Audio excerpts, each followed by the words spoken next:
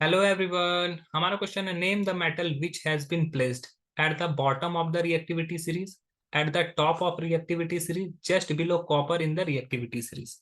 अब हम लोग को क्वेश्चन में पूछा गया है कि कौन सा ऐसा मेटल है जो कि रिएक्टिविटी सीरीज में सबसे नीचे है, दूसरा है कि कौन सा रिएक्टिविटी सीरीज में सबसे ऊपर है, और तीसरा है कि जस्ट कॉपर के जस्ट नीचे है। तो अगर रिएक्टिविटी सीरीज की बात करें तो रिएक्टिविटी सीरीज किसको बोलते हैं? तो मेटल का वो सीरीज जिसमें कि रिएक्टिविटी को एक सीरीज में दिखाया गया है। जो हाईली रिएक्टिव होता है वो ऊपर की तरफ, और जो जैसे जैसे रिएक्टिविटी घटते जाता है वो नीचे की तरफ जाता है। तो सबसे पहले यहाँ पे पोटेशियम होता है, फिर हमारा सोडियम है, फिर कैल्शियम है, फिर मैग्नीशियम है, फिर हमारा मैग्नीशियम के बाद एल्युमिनियम है, फिर जिंक है।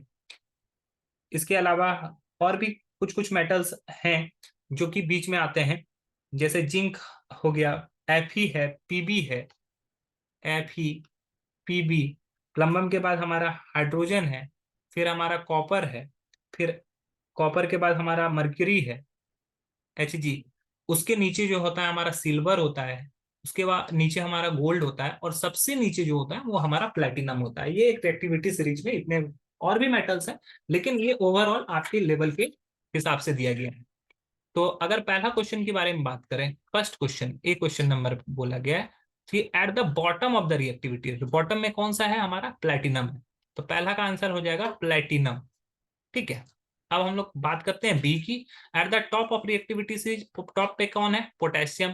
तो हम लोग लिख देंगे पोटेशियम। ठीक है, पोटेशियम, इसका सिंबल क्या होता है? प्लेटिनम, Pt हो गया।